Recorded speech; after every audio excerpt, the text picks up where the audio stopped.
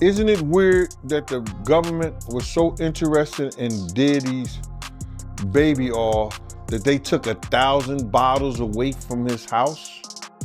If the government took 1,000 bottles of baby oil and somebody had things what appeared to be baby oil, and then you have to listen to the prosecutor.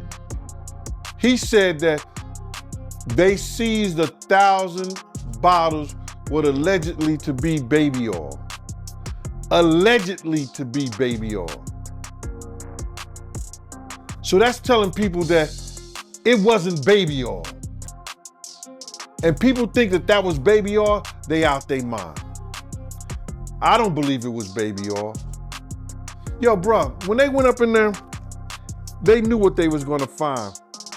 They knew what was ever in that baby oil or those bottles that appeared to be baby oil, they knew about that at first. You gotta realize 9 times out of 10, that individual that got caught at the airport, that was supposed to be their carrier, told them what they was doing and what they had. I wouldn't put him past that he told them everything.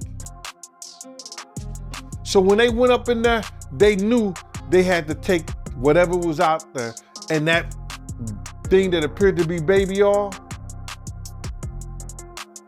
they took that.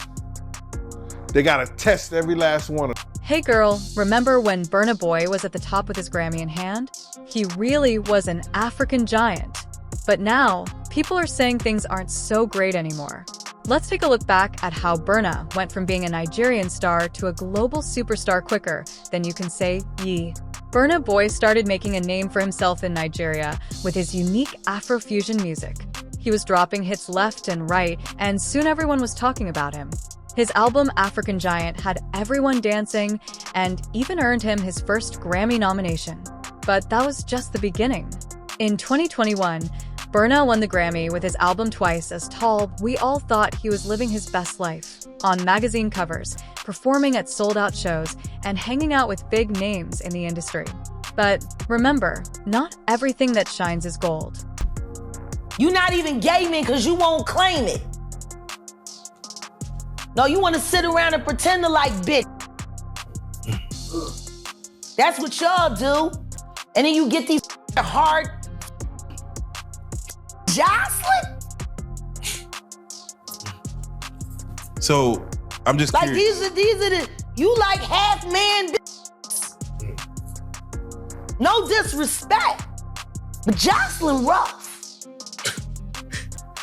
Them shoulders is. And the way she like running up on, I already know she done strapped up on you.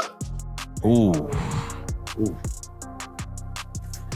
So, Jack, let me ask you. There's some of the shocking things. I hear that mean with a harness. Oh. Okay, not a harness. Yeah. So I gotta ask you this. I'm sure somebody's already asked you this, but have you ever been to a P. Diddy party? Yeah, except many, honestly. And so, can you take us through like what goes on, like when you were there? What did I say when y'all asked me about why was the TD Jakes at the Diddy party? Yeah. What'd I say? Money and sex. That's correct. Were you surprised that there were so many cameras in his houses? No. That he was recording these? Of course. He is the J. Edgar Hoover of hip hop. Okay. Y'all done seen him put on the pyramid with a skirt?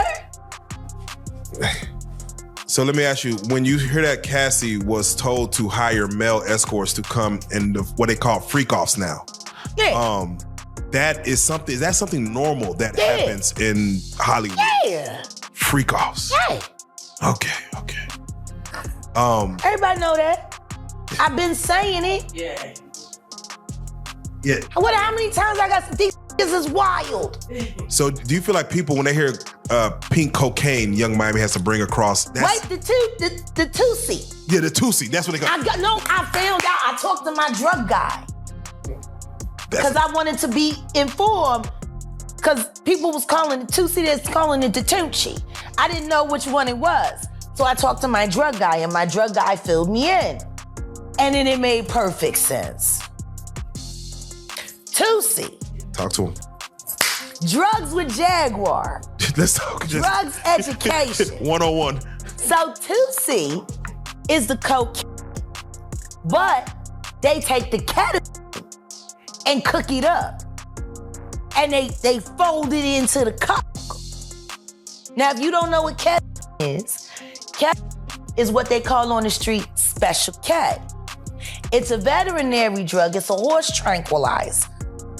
Now, gay men have been using this for years. See, back in the day, if you went to a gay party or a gay rave, there were certain drugs that you would always find on hand. Viagra, ecstasy, Special K, and cocaine. Now, see, the cocaine keep you up all night, but unfortunately, it gives you limp noodle. Rumors started flying around faster than a tornado in Kansas. People were saying Burna Boy wasn't as happy as he looked. We were all wondering what was really going on behind those designer shades. Why would a star at the top of his game be feeling down? Then Burna began posting cryptic messages on social media. He was leaving us little hints, but girl, it was like trying to make a whole loaf of bread with just a few crumbs. One minute he was talking about success, and the next he was saying he felt trapped. It was a puzzle with missing pieces. Now, this is where it gets interesting. Enter Diddy, the music mogul. At first, it seemed like a perfect match. Diddy had all the connections and marketing skills, and teaming up with Burna, the fresh face of Afro beats, looked like a great idea. But wait, something didn't add up. Why would a star like Burna, who is already shining bright, need help from Diddy? It's like hiring a swim coach when you're already winning gold medals. As time passed, we started to see signs of trouble. Burna wasn't just unhappy, he felt trapped. In interviews, he dropped hints about creative differences and feeling like he wasn't in control of his music. It was like watching a car crash in slow motion, and we couldn't look away. I know a lot of people want to hear these stories and everything like that because this is stuff that happened back in the day. And then maybe that if they knew there was going to ever be a YouTube or they knew there was going to ever be social media, a lot of the stuff probably wouldn't have got played out like it did. But things happen and these are just stories from the past. I would like to use that as, what you call that? Just to clear the facts up what's going on. But it all started, we was in Atlanta. And this story starts when I'm with Puff and he's in exotic bookstores and he's doing shopping, right? He's shopping, getting his stuff and everything like that. So, you know, this is the first time I was ever in an exotic bookstore with Puff. So, you know, I'm giving him his space. He's taking things off the shelves and stuff like that, because they gave him a brown paper bag. When they gave him a brown paper bag, he was just putting stuff in there. So I said, damn, you know, he got to go put it on the counter and, you know, show everybody what he's getting. So as he's going, I'm just looking at the places where he's picking stuff from. So there's one part he picked up some things from up here on my left side. And then he picked like quite a few of them down. I'm like, okay. He put them in the bag. So when I went by there and I looked up there and it said butt plugs. And I was like, hey, yo. I was messing with him. Because people don't understand, you know, we was like friends. He was a part of the same gang. So I'm still gonna tease him. I'm still gonna mess with him and everything like that. I could do that. It wasn't just no security thing. So I say, yo, what are you getting this for? And it said butt plugs, and he was like, yo, can I do my shopping by myself? I said, yeah, you could do it by yourself, brother. And he started walking and everything like that. When he got to, I just waited at the counter. When he got to the counter, he didn't even have to show the guy nothing. He just gave the guy a wad of money. I mean, like, he gave the guy a stack, something like this. And Puff wasn't the dude that carried no 20s and no 50s and nothing like that. And I mean, like, he just said, boom. And we walked out the store. So we had to leave Atlanta and go to North Carolina for a show. You understand? And it was him, this rapper, Sarah, and this other girl. We all got on a G5 jet, and we flew to G4 jet, and we flew to North Carolina. So Later on that, I think that afternoon, same day, this rapper and him, they all in the room together. You know, it's Sarah, the girl, Puff, and this dude, this rapper. So, Now you might be wondering, how bad could this deal really be? Let me tell you, it's not just bad, it's downright scandalous. What if Burna Boy's contract with Diddy is so twisted that it makes old-school record deals look like child's play? At first glance, the contract probably looked pretty standard. Diddy's label would handle distribution, marketing, and all the behind-the-scenes stuff, while Burna could focus on making music. Sounds good, doesn't it? But honey, there's always fine print, and this fine print feels like selling your soul to the devil. These music contracts can be more complicated than trying to figure out your ex's mixed signals. We're talking about clauses that cover everything from royalties and advances to merchandising and touring. And let me tell you, some of these clauses can be sneakier than that friend who always forgets her wallet at brunch. I'm hearing at the door and stuff like that, like, yeah, so then next thing you know, somebody rang the doorbell. We had the presidential suite where we was at. So I opened the door and the dude said, yo, I'm here for my cousin. I said, who your cousin? And he said, Ja Rule. I said, well, he busy right now. He said, he busy doing what? I said, he with Puff, they're in the room, they busy, they don't want to be bothered. He said, well, I'm going in there. I said, bruh, you ain't going in there because he told me they don't want nobody to be bothering them. And he was like, yo, I don't care, man, I'm going in there. That bull like that. I said, yo, bruh, Jesus Christ had to come down here and take the air out of my body before you get in that room right there. Watch. He tried to bum rush me. I grabbed it and threw him against the piano. When I threw him into the piano, Puff and Ja Rule runs out the room. Puff got his towel, Ja grabbing his towel, but they butt the naked. And so then Ja was like, yo, what's going on? Yo, G, that's my cousin. He know me well, you know, and Puff was like, yo, G, what happened? I said, he tried to get in the room. I told him he couldn't get in the room. And he was like, Puff looked at Ja. He said, yo, Ja said, you ain't want to go in that room because there's a lot of freaking going on. So I was like, oh, he said it was a lot of freaking going on. So that was basically that story, man. You know what I'm saying? They went back in the room, dude felt a certain kind of way, and he left out. So I seen them at the concert the next day, and they tried to, you know, form up against me. But my man Frank was like, I told my man Frank, I was like, yo, Frank, put yourself in that position. Somebody trying to get in the room, and Ja told you don't let nobody get in the room. What would you do? Now, y'all can do whatever y'all want to do, man, but you know I ain't taking no losses. He said, yo, you good, and that was it. Bruh, when Ja said, you don't want to come up in there, a lot of freaky stuff is going on. You got to use your mind. What they was doing with those butt plugs. Right.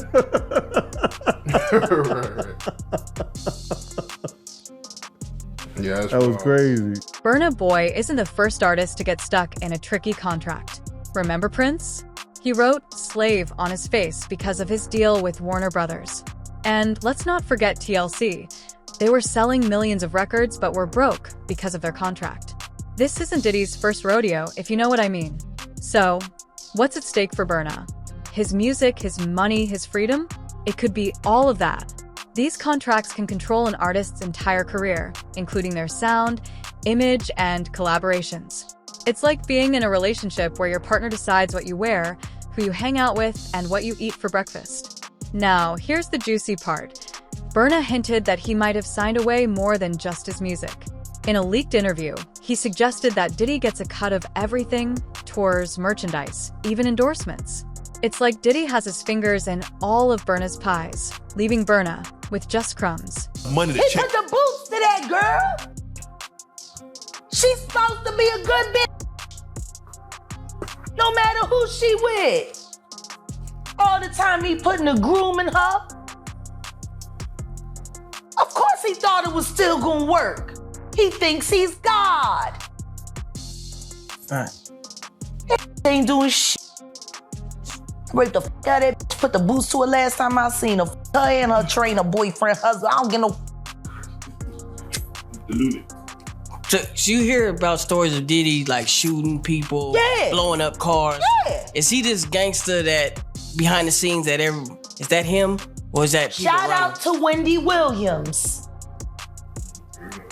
the first woman to uncover the homo thugs. That's what these down low bitches was called when Wendy first started talking about it in the 90s, the homo thug. She talking about Diddy.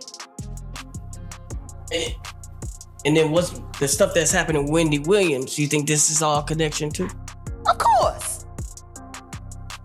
They've been waiting. He's been waiting. He was waiting for Kim. Remember? He was waiting. The casket was ready. She was literally casket ready. Some people are saying the whole Wendy Williams documentary that she's pretty much allegedly playing this way to keep herself safe from him, from any unaliving. It's been working for Orlando Brown. Why wouldn't it work for Wendy? To play crazy. Why wouldn't it work? Hey, no. Hey. The oosh goth whoosh wash. Orlando's brilliant. Right. Yeah. Y'all spent time with him. We did. Yeah. He's highly intelligent. Yes. Imagine what it's been like to wear this character for this long. No. I can only... That he does is a character. Actually, the shit he does online is the best acting he does. Is he speaking truth? Of course he is. You know? We seen Quiet on set. Major pain in his ass. Literally. Since he was a kid. Man. And then eating milk, running the fuck around, talking about expensive pain. In his ass. With Diddy involved in all his business, you'd think Burna would be living the good life. But what if I told you this deal was about to create a lot of chaos? There are whispers about backstage battles that would make reality TV look tame. At first, Burna and Diddy seemed like best friends, posting happy pictures together in the studio, at parties, and on yachts. But behind those happy posts, things were heating up quickly. We're talking studio arguments that would make Simon Cowell look easy on contestants. It was creative differences, more like creative warfare, and the money talks were getting ugly. Uglier than Crocs at Fashion Week. It's all about the money. They saw what he did to Cassie. With the kicking, the punching. They saw what they did to Cassie. They know that nobody in America liked that. So now, these people are represented by a brand. Whether it's something about the music, clothing, movies, they not gonna come out and speak on nothing that has anything to do with them, and they praying that they not on the tape doing crazy stuff, being oiled up in the whole 9 yards. They praying. So until the feds say, hey, yo, listen here. We got you on, hey buddy, we got you on this tape, and girl looked like she was pretty young. We're not gonna show it, but we need you to come and testify against Brother Love, P. Diddy, Puff Daddy, you know, Sean Combs. That's when they're gonna start talking. And they're not gonna be talking in his favor. When the feds come to them and show them what they got on tape, because if he had 250 tapes all over, 250 cameras all over the house, somebody got caught stealing a cookie out the cookie jar. It could be your favorite pastor. It could be your favorite politician. But they didn't think they was being watched. And Brother Love was watching. Yeah, I mean, TD Jakes, he haven't even came out and said anything. And him and Diddy was real cool. Amen. Amen. Yeah, man. And I know the people in the congregation over there is shaking in their boots because this man then led them probably, allegedly, probably led them to damnation because those people's hearts are gonna be broken if that man is seen on those tapes doing anything. Because people always put their faith in the pastor instead of putting their faith in God. And what they need to do is understand that he's just a man. And he has a history. It's not looking too good for him. So you feel like celebs are worried that they might be on tape? Oh, they know. That's why they ain't speaking up or saying nothing. Yeah, I was at a Diddy party, but I know I ain't do nothing. When you don't know somebody's taping you, when you don't know that somebody is videoing you in some kind of form or fashion, you got that alcohol, you got the drugs in you, they're a little loose, bruh. They let down all their inhibitions. The music is pumping. He said it himself. He got it so hot in there that you gotta take your clothes off. He said that himself, bruh. So a lot of them, like what he said? I think a lot of them was being swallowed. Have you ever been swallowed? They tell off on themselves all the time, man. You just gotta listen. But why do you think Diddy had all them hidden cameras? Bruh, when you that powerful, you didn't get that powerful without having 1 or 2 or maybe 3 ups on somebody. Now, let's talk about power dynamics. Diddy has more connections than a switchboard operator and has been in the game longer than some of us have been alive. But Burna has raw talent that makes everyone want to dance. Plus, he has the whole African market behind him. It's like watching David and Goliath, but in the music industry, things really hit the fan when Burna felt like he was losing control of everything: his music, career, and image. It was all slipping away like sand through his fingers, while Diddy held onto it like a kid with the last piece of candy. What started as a dream collaboration turned into a power struggle nightmare. It was like a chess game where Burna suddenly realized he was playing checkers. He was crying for help, but was anyone listening? The music industry can be colder than your ex's heart, and right now, Burna was feeling that chill. He may be one of the persons got caught up in the Diddy party. LeBron said that, but yeah, you might be right. You know, it sounds like he had all them hidden cameras to use it against people. I think that was said in the indictment, right? That was said in the indictment.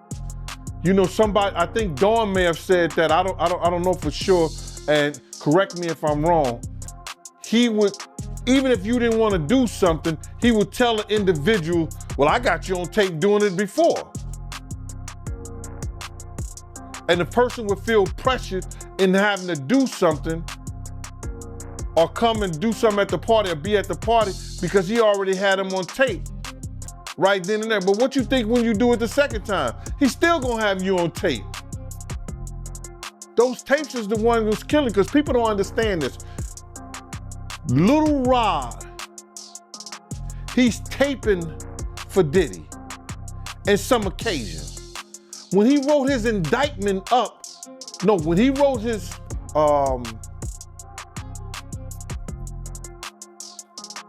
when his lawyer wrote up his briefs and submitted it, he must have had some kind of, he must have been a prosecutor somewhere or something like that, because he wrote it up like it was an indictment.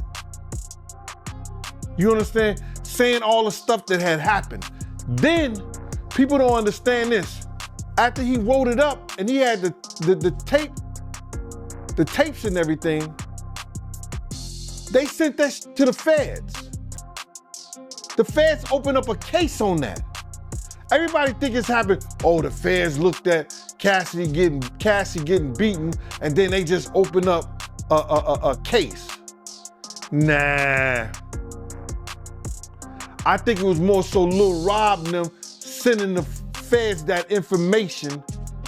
They put in a civil suit, then sent the other stuff over to the feds, and it read like an indictment. So they had to look at it because they see some crimes that was committed in that. And lo and behold, they do a raid on the house. So, to get back to your question, all the footage and everything that they have. Just when you thought Burna was down, he comes out swinging like a heavyweight champ. But Diddy isn't a pushover. This is a clash of titans that could change the music industry forever. Who's going to come out on top? Burna isn't just sitting back and crying, he's fighting back, and it's getting messy. He's dropping hints in interviews like breadcrumbs for us to follow, and his music is like a coded message. 1 minute he's singing about love, and the next he's throwing shade darker than your ex's soul. Diddy's camp isn't staying quiet either. They're spinning the story faster than your head after too many tequila shots. It's a game of he said, she said, and we're all trying to keep up. Diddy's people are portraying Burna as ungrateful while Burna's team is shouting, "Free Burna," like fans at a concert. And when you mention things like Jay-Z's time is coming for him, then I look at, Beyonce. And I say that, women do have a... That country album, and any of you that buy that shit, stupid as shit. You don't give it no trap credit. music with goddamn a holster and a pad. But she remade Jolie. That bitch. I'm gonna tell you the song she should have remade. It's a hit. It would have done great for her. She should have tried it on. Tammy Wynette. Classic. Stand by your man. Don't act like you don't know that hell. Remake that. Stand by that. That's a real country hit. Jolene, nice. But it has a ring to it. Stand by your man. Yeah. Whoops you and disrespects you with other like Kathy Coriana White. All right, well, let's do it like who was this. actually carrying his baby while you was spanking it.